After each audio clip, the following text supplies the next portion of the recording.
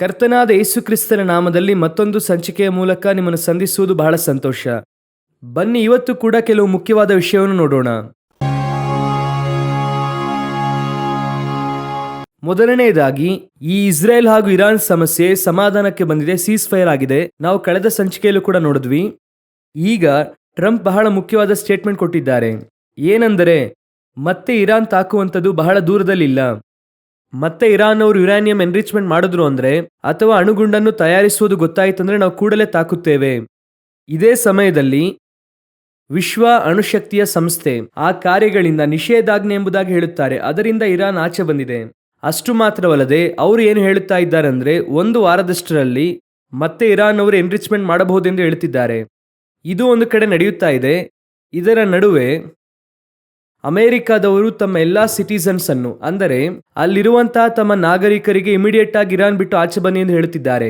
ಏನ್ ಕಾರಣ ಎಂಬುದಾಗಿ ಅದು ಗೊತ್ತಿಲ್ಲ. ಇದರ ನಡುವೆ ಇಸ್ರಾಯೇಲ್ 1 ವಾರದಷ್ಟರಲ್ಲಿ ಇರಾನ್ ಅನ್ನು ತಾಕುತ್ತದೆ ಎಂಬುದಾಗಿ ಈ ಜುಲೈ ತಿಂಗಳಿನ 1ನೇ ತಾರೀಕು ಇರಾನಿನ ಸೀನಿಯರ್ ಅಫಿಷಿಯಲ್ ಆಫೀಸರ್ ಹೇಳಿದ್ದಾರೆ.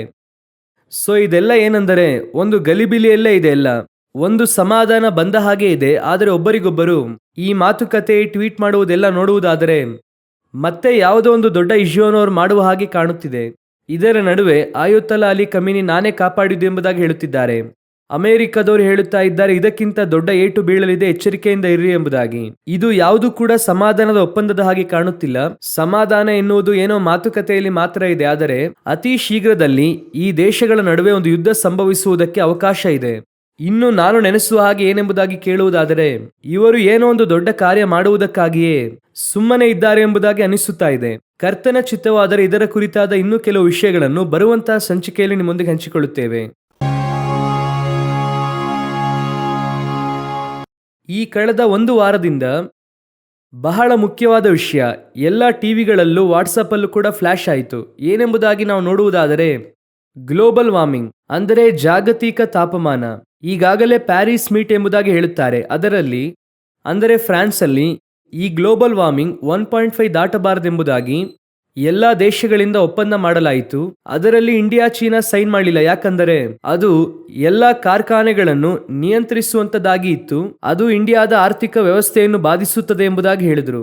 ಆದರೆ ಲೋಕದ ಅನೇಕ ದೇಶಗಳು ಈ ಪ್ಯಾರಿಸ್ ಮೀಟ್ ಅಲ್ಲಿ ಫಾಲೋ ಮಾಡುತ್ತೆ ಎಂಬುದಾಗಿ ಹೇಳಿದ್ದಾರೆ. ಆದರೆ ಈ 2025ರಲ್ಲೇ ನಾವು 1.5 ದಾಟಿದ್ದೇವಂತೆ. 2024 ಹಾಟೆಸ್ಟ್ ಇಯರ್ ಎಂಬುದಾಗಿ ಹೇಳುತ್ತಾರೆ.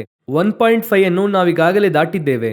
ಈಗ 2050ರಲ್ಲಿ ನಡೆಯುವಂತಹ ಸಂಭವಗಳು 2025ರಲ್ಲಿ ನಡೆಯುತ್ತಾ ಇದೆ. ಅಂದರೆ ಜಾಗತಿಕ ತಾಪಮಾನ ಉಂಟಾಗಿ ಕಾಡ್ಗಿಚ್ಚು ಈ ರೀತಿಯಾದ ಕಾರ್ಯಗಳೆಲ್ಲ ನಡೆಯುತ್ತದೆ ಎಂಬುದಾಗಿ ಹೇಳಿದ್ದಾರೆ. ಈ ಗ್ಲೋಬಲ್ ವಾರ್ಮಿಂಗ್ ಕುರಿತಾಗಿ ನಾವು 2012 ಹೇಳುತ್ತಲೇ ಬರುತ್ತಾ ಇದ್ದೇವೆ. 2012 ಹೇಳಿದ್ವಿ. ಹಾಗಾದರೆ ಇದು ಯಾವುದಕ್ಕೆ ಗುರುತಾಗಿದೆ? 2 ಪೇತ್ರನ ಪುಸ್ತಕ 3ನೇ ಅಧ್ಯಾಯ 9-10 ವಾಕ್ಯದಲ್ಲಿ ದೇವರು ಸ್ಪಷ್ಟವಾಗಿ ಹೇಳುತ್ತಾರೆ, ಕರ್ತನ ದಿನವು ಕಳ್ಳನು ಬರುವಂತೆ ಬರುತ್ತದೆ. ಆ ದಿನದಲ್ಲಿ ಆಕಾಶ ಮಂಡಲವು ಮಹಾಘೋಷದಿಂದ ಇಲ್ಲದೆ ಹೋಗುವವು, ಸೂರ್ಯ ಚಂದ್ರ ನಕ್ಷತ್ರಗಳು ಉರಿದು ಲಯವಾಗಿ ಹೋಗುವವು. ಅಂದರೆ ಭೂಮಿಯು ಬೆಂಕಿಗೆ ನೇರವಾಗಿ ಇಡಲ್ಪಟ್ಟಿದೆ ಎಂಬುದಾಗಿ ಇದೆ. ನೆಕ್ಸ್ಟ್ ಭೂಮಿಗೆ ದೊಡ್ಡ ನಾಶನ ಈ ಬೆಂಕಿನೇ ಎಂಬುದಾಗಿ ನಾವು ನೋಡುತ್ತೇವೆ. ಅದಕ್ಕೆ ಮುನ್ಸೂಚನೆಯಾಗಿಯೇ ಇದೆಲ್ಲವೂ ಕೂಡ ನಡೆಯುತ್ತಾ ಇದೆ.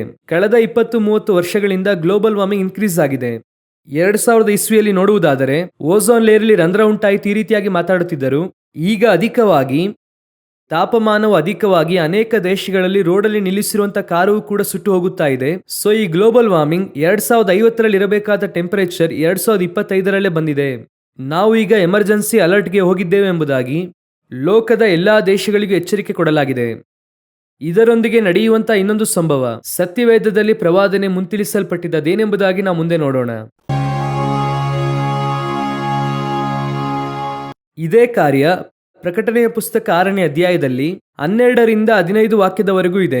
ಅಂದರೆ ಈಗ ನಾವು ನೋಡಿದ ಗ್ಲೋಬಲ್ ವಾರ್ಮಿಂಗ್ನ ಎಫೆಕ್ಟ್.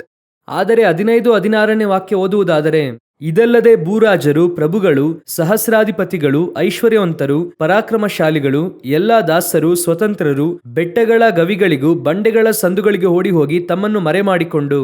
ಈಗ ಬಹಳ ಮುಖ್ಯವಾಗಿ ಒಂದು ರೀಸೆಂಟ್ ಆಗಿ ಒಂದು ನ್ಯೂಸ್ ಬಂತು. ಏನೆಂದರೆ, ಲೋಕದಲ್ಲಿಯೇ ಒಂದು ದೇಶ 100% ತಮ್ಮ ಜನರಿಗೆ ಭೂಮಿಯ ಕೆಳಗೆ ಕಂದಕ ಅಂದರೆ ನ್ಯೂಕ್ಲಿಯರ್ ವಾರೋ, ಸೋಲಾರ್ ಸುನಾಮಿಯೋ ಈ ರೀತಿಯಾದ ಯಾವುದೇ ಬಂದರೂ ಕೂಡ ಬಾಧಿಸಲ್ಪಡದೆ ಇರುವುದಕ್ಕೆ ಒಂದು ಬಹಳ ಮುಖ್ಯವಾದ ಬಂಕರ್ಸ್ ಅನ್ನು 100% ಎಲ್ಲಾ ಜನರಿಗೂ ಮಾಡಿದ್ದಾರಂತೆ. ಎಲ್ಲಾ ಜನರಿಗೂ ಎಲ್ಲಾ ಮನೆಗಳ ಕೆಳಗೆ ಕಳೆದ 20-30 ವರ್ಷಗಳಿಂದ ಪ್ಲಾನ್ ಮಾಡಿ ಈ ರೀತಿಯಾದ ನ್ಯೂಕ್ಲಿಯರ್ ವಾರ್ ಬಂದರು ಅಥವಾ ಈ ರೀತಿಯಾದ ಪ್ರಕೃತಿ ವಿನಾಶನಗಳು ಸೋಲಾರ್ ಸುನಾಮಿ ರೀತಿ ಬಂದರು ಸಂರಕ್ಷಿಸುವುದಕ್ಕಾಗಿ ಅದೇ ಸಮಯದಲ್ಲಿ 100% ಅಂದ್ರೆ ಹಾಗಿಲ್ಲ, ಆದರೆ ಬೇರೆ ದೇಶಗಳಿಗಿಂತಲೂ ಮಕ್ಕಳ ಸುರಕ್ಷತೆಗೆ ಅಧಿಕ ಮುಖ್ಯತ್ವವನ್ನು ವಹಿಸಿದ್ದಾರೆ. ಅಂದರೆ ಪ್ರಕಟಣೆ 6:12ರಿಂದ 15-16 ವಾಕ್ಯದ ತನಕ ಇವರು ಅದಕ್ಕಾಗಿ ಈಗಲೇ ಸಿದ್ಧರಾಗಿದ್ದಾರೆ ಎಂದು ಅರ್ಥ. ಈ ಸೀರಿಯಸ್ ಆದ ಇಶ್ಯೂಸ್ ನಡೆಯುತ್ತಿರುವಾಗ ಯಹೂದ್ಯರೊಂದು ಕೆಲಸ ಮಾಡಿದ್ದಾರೆ. ಅದೇನೆಂದರೆ ಯಹೂದ್ಯರು ಕೆಲವು ಸಮಯದಲ್ಲಿ ಮಾಡುವುದು ಬೇರೆ ದೇಶಗಳಿಗೆ ಅವರ ಮೇಲೆ ಕೋಪವನ್ನುಂಟು ಮಾಡುತ್ತದೆ, ದ್ವೇಷ ಉಂಟು ಮಾಡುತ್ತದೆ. ಆದರೆ ಅವರು ಅದನ್ನು ಬಹಳ ಜಾಲಿಯಾಗಿ ಮಾಡುತ್ತಾರೆ. ಸಾಮಾನ್ಯವಾಗಿ ನೀವು ನೋಡಿ, ಈ ಇರಾನ್ ನವರು ಇಸ್ರೇಲಿನ ಮೊಸಾಕ್ ಕೇಂದ್ರ ಸ್ಥಳವನ್ನು ತಾಕಿದ್ರು. ಅಷ್ಟು ದೊಡ್ಡ ತಾಕುವಿಕೆ. ಅದಕ್ಕೆ ಇಸ್ರೇಲ್ ಪ್ರತ್ಯುತ್ತರವಾಗಿ ಮಾಡಿದ ಟ್ವೀಟ್ ಏನ್ ಗೊತ್ತಾ? ಆ ಮೊಸಾದ್ ಕಟ್ಟಡ ತಾಕಲ್ಪಟ್ಟದ್ದು ನಿಜವೇ, ಆದರೆ ಅದರೊಳಗೆ ಇದ್ದಂತ ಎಲ್ಲರೂ ಕೂಡ ಈಗ ಇರಾನ್ ನಲ್ಲಿದ್ದಾರೆ ಎಂಬುದಾಗಿ ಟ್ವೀಟ್ ಮಾಡಿದ್ರು. ಯೋಚನೆ ಮಾಡಿ ನೋಡಿ, ಇಷ್ಟು ದೊಡ್ಡ ಸೀರಿಯಸ್ ಆದ ವಿಷಯವನ್ನು ಅವರು ಹ್ಯೂಮರ್ ಆಗಿ ಹ್ಯಾಂಡಲ್ ಮಾಡುತ್ತಿದ್ದಾರೆ ಎಂದು. ಅದೇ ಸಮಯದಲ್ಲಿ ಟೆಂಪಲ್ ಮೌಂಟ್ಗೆ ಇಷ್ಟು ದೊಡ್ಡ ಜಗಳ ನಡೆಯುತ್ತಾ ಇದೆ. ಈಗ ರೀಸೆಂಟ್ ಆಗಿ ಎಲ್ಲಾ ಸ್ಥಳಗಳಲ್ಲೂ ಅವರು ಒಂದು ಬೋರ್ಡ್ ಇಡಲಿದ್ದಾರೆ. ಅದು ರೆಡಿ ಆಗಿದೆ. ಏನೆಂದು ಕೇಳುವುದಾದರೆ, ಟೆಂಪಲ್ ಮೌಂಟ್ ಅಂದರೆ ದೇವಾಲಯ ಇರುವಂತಹ ಸ್ಥಳಕ್ಕೆ ಎಂಬುದಾಗಿ ಹಾಕಿದ್ದಾರೆ. ಕರ್ತನ ದೇವಾಲಯ, ಹೌಸ್ ಆಫ್ ಗಾಡ್ ಇರುವಂತಹ ಸ್ಥಳಕ್ಕೆ ಮಾರ್ಗ ಇದೆ. ಯಾವ ಯಾವ ಬೀದಿಯೆಲ್ಲ ಟೆಂಪಲ್ ಮೌಂಟ್ಗೆ ಹೋಗುತ್ತದೋ ಆ ಬೀದಿಗಳಲ್ಲಿ ದೇವಾಲಯಕ್ಕೆ ಮಾರ್ಗ ಎಂಬುದಾಗಿ ಹಾಕಿದ್ದಾರೆ. ಇನ್ನು ಆ ಸ್ಥಳ ಇವರಿಗೆ ವಶಕ್ಕೆ ಬಂದಿಲ್ಲ. ಅವರು ಇನ್ನೂ ದೇವಾಲಯ ಕಟ್ಟುವುದಕ್ಕೆ ಆರಂಭಿಸಿಲ್ಲ. ಆದರೆ ಎಲ್ಲಾ ಸ್ಥಳಗಳಲ್ಲೂ ಈ ರೀತಿಯಾಗಿ ಹಾಕಿದ್ದಾರೆ. ದೇವಾಲಯಕ್ಕೆ ಹೋಗುವಂತ ಮಾರ್ಗ ಎಂಬುದಾಗಿ ಸೈನ್ ಬೋರ್ಡ್ ಹಾಕಿದ್ದಾರೆ. ಯೋಚನೆ ಮಾಡಿ ನೋಡಿ, 3ನೇ ದೇವಾಲಯದ ಕುರಿತು ಎಷ್ಟು ಕಾನ್ಫಿಡೆನ್ಸ್ ಅಲ್ಲಿ ಇದ್ದಾರೆ ಎಂದು. ಬಟ್ ಈ ಕಾಲಘಟ್ಟದಲ್ಲಿ ಇಷ್ಟು ದೊಡ್ಡ ಸಮಸ್ಯೆ ಹೋಗುತ್ತಿರುವಾಗ ಈ ರೀತಿಯಾಗಿ ಅವರು ಮಾಡುತ್ತಾ ಇದ್ದಾರೆ ಅಂದ್ರೆ ಅವರ ಕುರಿತು ಯೋಚನೆ ಮಾಡಿ ನೋಡಿ. ಇದುವೇ ಇಸ್ರಾಯೇಲ್ಯರು, ಇದುವೇ ಯಹೂದ್ಯರು. ಕರ್ತನ ಚಿತ್ತವಾದರೆ ಇನ್ನೊಂದು ಸಂಚಿಕೆಯಲ್ಲಿ ನಿಮ್ಮನ್ನು ಸಂಧಿಸುತ್ತೇವೆ. God bless you.